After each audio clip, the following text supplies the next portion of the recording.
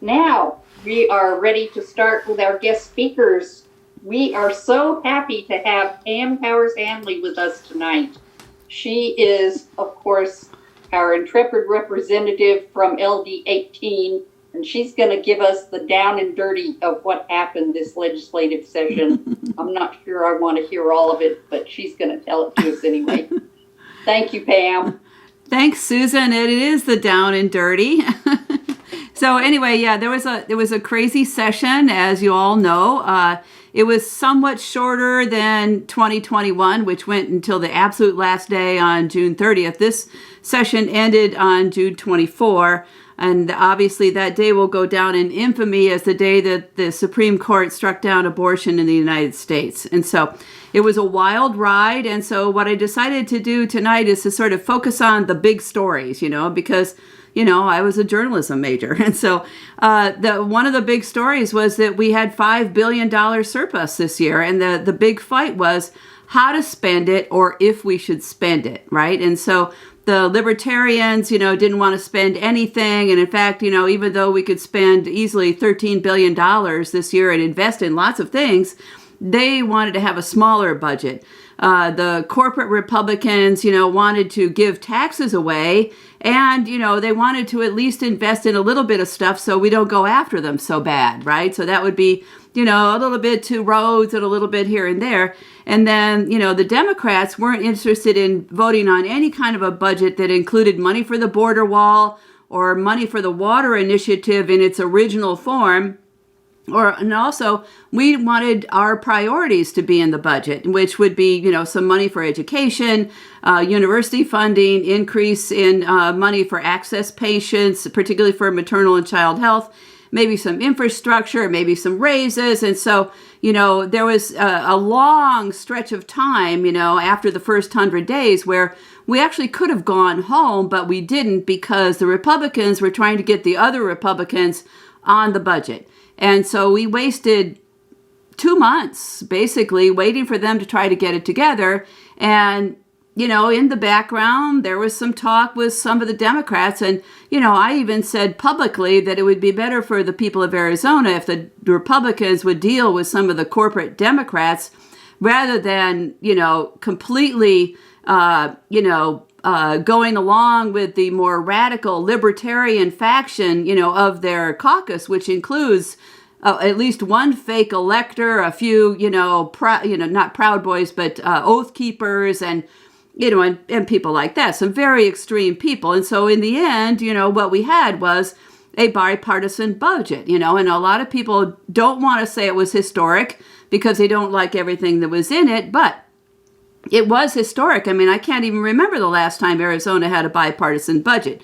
And so in the end, the corporate Republicans and the corporate Democrats got together, and there was a group of, 7 or 8 Democrats, including the 3 leadership Democrats in the House, who voted for every part of the budget. And then there were, a group of, equal numbers, 7 or 8 or so libertarians, Republicans, who voted against every part of that Republican budget. So it was amazing to somebody like me to sit there and watch this happen. And so it also gave me an opportunity to vote for things that I liked, because the thing wasn't completely bad this time. They did give us some of the things that we wanted. And what was, really, really nice and gratifying for me was to see some of the things that I had fought for years for maternal and child health to be included in this budget, and actually included in Ducey's proposal for the budget too. And so that was very good. People like me, I did not vote for or against every part of the budget. I was able to vote my conscience. And so I voted for education, I voted for the health care, I voted for the infrastructure, and I voted for the raises. And so in some ways, that was my platform. That was the people's to-do list. That's education, health care, safety and security, and infrastructure is what I was able to vote for this year. And that's the first time in 6 years that I've ever been able to vote for those things. So with education, as you might already realize, it was kind of a mixed bag, right? Because we got funding for gifted in special education. We got funding for poverty weight. I didn't realize until recently that, the reason that poor schools are poor is that we have no poverty weight. We don't give them any extra money because they have kids who didn't have breakfast or kids who didn't have lunch or people who didn't have a house last night.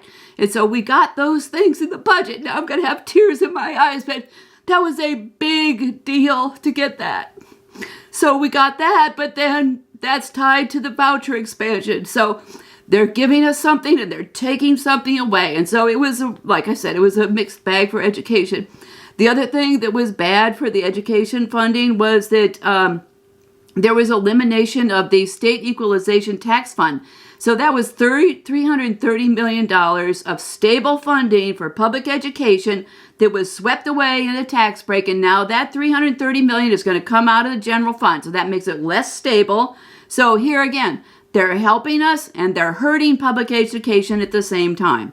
A few things the other thing that has come out in the news is that because of the increase in funding and because of, some of these things now coming out of the general fund that didn't come out of the general fund before, we're going to bump up against that stupid aggregate funding limit like we did in March of 2022.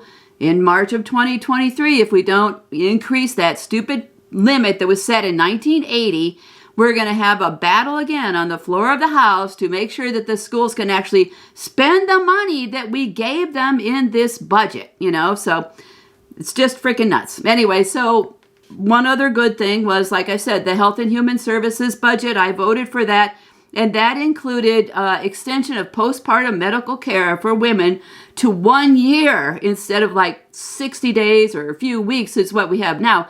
That was one of the stingy laws that we had that was contributing to maternal death after childbirth. So that was one of my bills. That was in Ducey's budget with more money, which I was like, yeah. This is what the Democrats always said. If you propose something enough times, they will take it up. And they did. The other thing that's in the health budget is expansion and increased funding for healthy families. That was another one of my bills. That is prenatal and postpartum sort of home visits, mostly aimed at young mothers or at-risk mothers. Again, this would help with prenatal care. It's going to help with maternal death. It's going to help with adverse childhood experiences. And so this is also a good thing. And then the third thing that was in the health burb that was another one of my bills was expansion of nursing education at all levels. And so this is training lower level, like nursing assistants, but it also gives professional development to nurses who have been in the field. So this will help us with our nursing shortage. It will help us with rural Arizona healthcare. And so, again, this was something that I modestly proposed for several years. The Republicans could put big bucks into it, and I was like, yes, finally we're going to help rural Arizona with some of their health care. And so, again, I envisioned these things as helping with adverse childhood experiences and also helping with maternal death. We had some other things that were in the health burb that were good. For example, we had expansion of the kinship care. So this means that grandparents and relatives of children who are being sent to the foster care system or who lose their parents, those relatives are now going to get money that's more in line with what a stranger would get to take care of them in foster care. So this helps kids stay with their families. Again, this is going to help families. It's going to help the adverse childhood experiences with the state of Arizona was one of the worst states in the country for.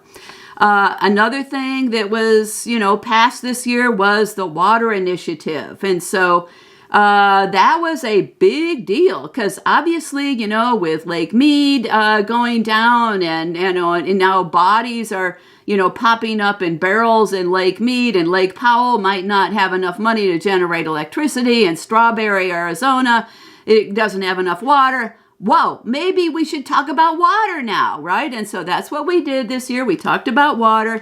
They passed a water initiative, and basically what it does, it takes $1.4 billion and puts it into water supply development. And so I don't actually like the water initiative, and my biggest problem is that this is a financing authority. This is not a regulatory authority, and so none of the controls over like groundwater or monitoring are in this bill. This is about public-private partnerships and finding water.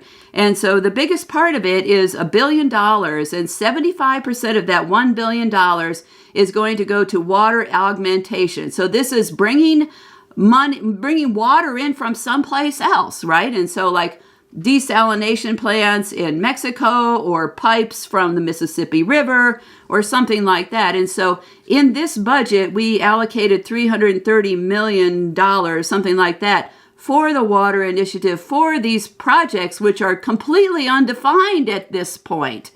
So that's a little scary, right? The other thing that's scary about the water initiative is that the board that makes the decisions, there's 9 people on the board, 5 are appointed by Governor Ducey, 2 are appointed by the majority leadership, and 2 by the minority leadership. So on these decisions that are going to have basically no oversight, there are 7 seats controlled by the Republicans, 2 controlled by the Democrats, no oversight as to whether they are sustainable projects. We are giving money away, in my opinion. And sorry to going off the rails and maybe making people upset about our water supply, but this is something that needs to be watched. We really need regulation on this water initiative, and there's no regulation now, and that's a scary thing.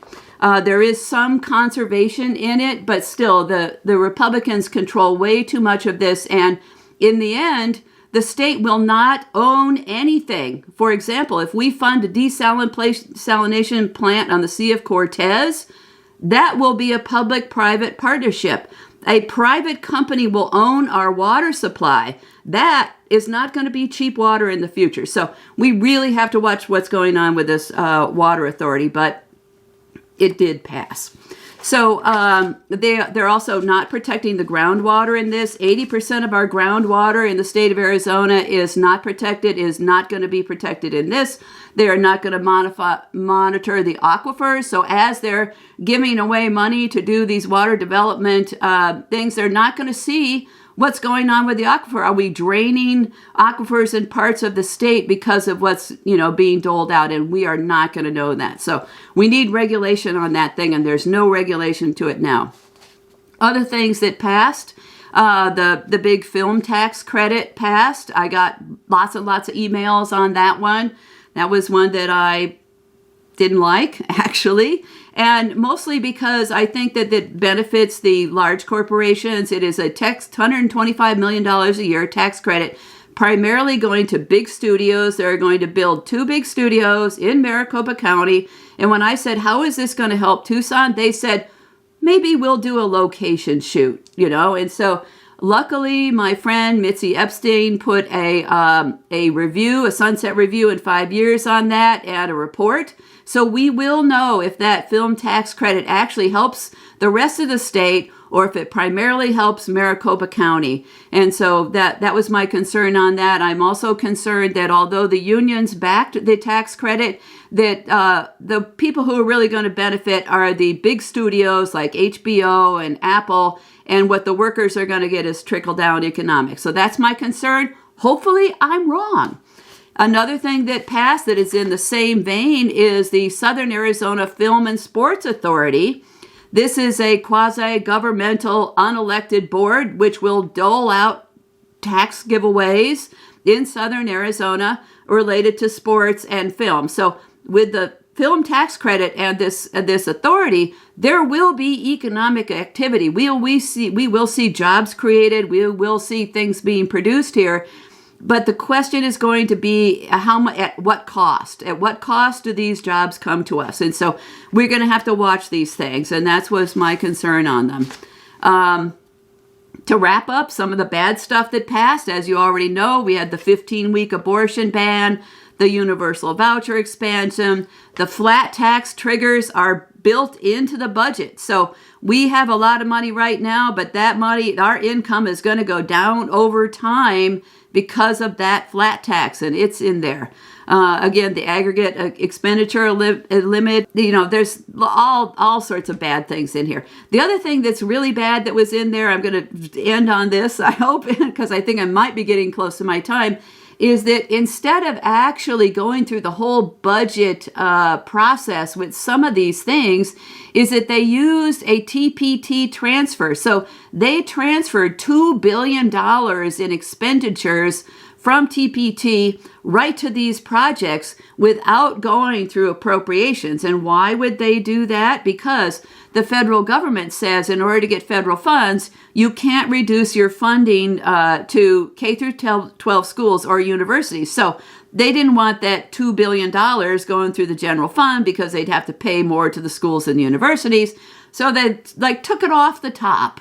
I don't know if we're going to get sued over that, but that is how we put the $335 million into the border fence and the $209 million into the Border Security Fund and the $965 million into the roads. Now, I did vote for the roads. A lot of them were on the ADOT Let's Fix These Roads list, but some of them were pork. Also the TPT transfers was the $334 million for the water initiative. And also some other miscellaneous things, including the $425 million in the rainy day fund. So our rainy day fund is big right now, but, recession could be around the corner, so maybe that's not a bad thing. So it's a mixed bag, obviously, with the legislature. And as everybody has said, the elections are so important. The primary next week, I thank all of the 7 people who are running for LD18. We need good, honest people to speak up for the people of Arizona in the legislature. One thing that we know is that the legislature is going to be different. It could be way worse. It could be way better. We're probably not going to take control unless there's some surprises. But there are lots of crazy races out there. There are Republican incumbents running against each other. There are big races in some of those Republican districts, like we have in the LD18 House race with 5 good Democrats running for LD18 House. There are many LDs up in Maricopa County that are Republican that have 5 or 6 Republicans running. So there is a lot of competition. There is a lot of crazy people running too. And so we have to get out the vote. And I'm so glad that all you guys are volunteering. Please don't get tired. Take a nap. We have a lot more to do because there's a lot at stake. We say this every year, but there's a lot at stake with this election coming up. And thank you for allowing me to serve you. It's been a pleasure and an honor. And that's the end of my presentation. Thank you so much, Pam. And thank you for all of your work. Susan, we have a question. Oh, good. Should I ask it right now? Okay. Yes. I've never, I've never heard of the term corporate Democrat. Oh. What does it mean? Well, so we actually, in the legislature, there are 4 parties. There are not 2 parties. It's not Republican and Democrat. And so it's a spectrum, right? It's a spectrum. And so you have the libertarians on the Republican side who don't want to spend money on anything. They're not into the corporate tax breaks. They don't want to pick winners and losers. And then you have what I call the corporate Republicans. They're the ones who, they like the flat tax. They like the tax giveaways to Raytheon and the film industry and Intel, and they're right aligned with that. And we also have a set of Democrats who like the tax giveaways too. I campaigned against tax giveaways in 2016. I didn't realize until I got to the legislature that they were being passed with Democratic votes. I was like, whoa, wait, the Democrats are giving away tax breaks. Those are the corporate Democrats. And then you have the progressives like me who, don't like the tax giveaways. If there's a tax giveaway, it's got to have a sunset. It's got to have goals. It's got to have evaluation. We need to know that there's return for the constituents on that. And so, there is a spectrum. And so there's a middle that will get together, but that's the middle that is getting the corporate money. They're getting the independent expenditures. They're getting a lot of dirty money. And so you have to watch the middle. Pam, you learned it all, didn't you? Yeah. Thank you. Thank you so much for everything you've done for us for the past 6 years. And we're going to miss you. I'll still be here. I know. I'm still doing my podcast. I'm still doing videos. And so I'm not going to be gone. I'll still be here.